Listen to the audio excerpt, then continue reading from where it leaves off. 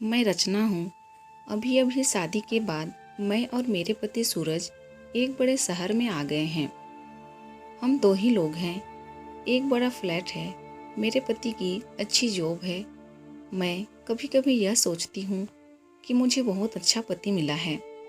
शहर में आए अभी हमें कुछ ही दिन हुए हैं, तभी मेरे पति एक 18 साल की लड़की को एक दिन घर ले आए। कहा कि गरीब है, इसे काम की ज़रूरत है।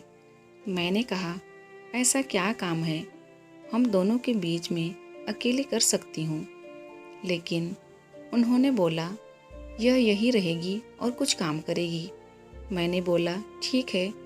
किसी अजनबी जवान लड़की को इस तरह अपने घर में रखना मुझे कुछ समझ नहीं आया, वो भी तब जब मैं मना कर रही हूँ। रात में मैंने सोचा कि उनसे पूछूं कि आखिर यह लड़की कौन है। लेकिन रात में जब मैं कमरे में गई तब वो अपने लैपटॉप पर मीटिंग में बिजी थे। जैसे ही मैंने दरवाज़ा खटखटाया, मुझे हाथ से इशारा करके चुप रहने को कहते हैं। मैं बिस्तर के एक साइड पर सो गई। सुबह करीब 7 बजे मेरी नींद खुली। तब मैंने देखा पतिदेव बिस्तर पर नहीं हैं। मैंने बाथरूम देखा, वो वहाँ भी नहीं थे।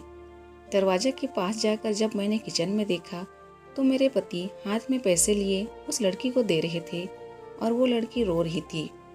वो उसे चुप भी करा रहे थे। पैसे देकर वो मुझसे मिले बगैर बाहर मेन डोर से निकल गए। मुझे अब कुछ समझ नहीं आया कि बात क्या है। थोड़ी घबराहट भी हुई। अजीब अजीब ख्याल मन में आने लगे। साथ ही यह भी ख्याल आया कि जो मैं सोच रही हूँ ऐसा कुछ भी नहीं हो। मैं बेडरूम से बाहर आई। वो लड़की ने मुझे देखकर अपने आंसू पोंछ लिए। मुझे देखते ही वो बोली, मैडम साहब बोले कि आज वो शहर के बाहर जा रहे हैं मीटिंग के लिए, कल शाम तक आएंगे।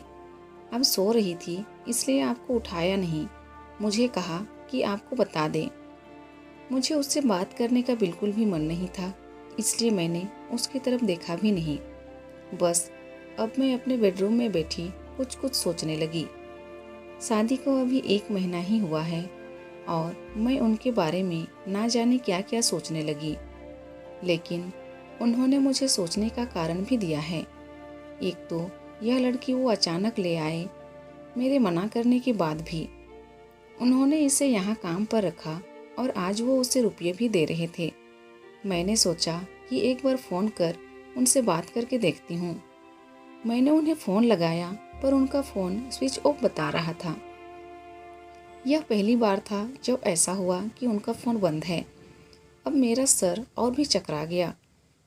इतने में वो लड़की रूम में चाय लेकर आती है। बोली, मैडम चाय। मैंने भी उसको पूछा, तुम्हारा नाम क्या है? बोली, राखी। उसके पास फ़ोन भी था और अब वो वाइब्रेट हो रहा था। फ़ोन को रिसीव करने वो दौड़कर मेरे बेडरूम से बाहर गई। मुझे दूर से अब यही सुनाई दे रहा था कि उसने कहा कि मैं आती हूँ। फिर बात करके वो फिर मेरे बेडरूम में आकर कहती है, मैडम मैं 2 घंटे में आती हूँ, मुझे कुछ काम याद आ गया। इतना बोलकर वो मेरी हाँ सुने बगैर ही चली गई। मैं कुछ बोल ही नहीं पाई, लेकिन फिर 2 मिनट मेरे मन में आया कि क्यों ना उसका पीछा करूं। और मैंने 1 सेकंड में कपड़े चेंज किए और उसके पीछे हो गई। वो मुझे मेरी बिल्डिंग के नीचे दिखाई दी। उसके बाद उसने एक रिक्शा लिया। मैंने भी रिक्शा लेकर उसका पीछा किया।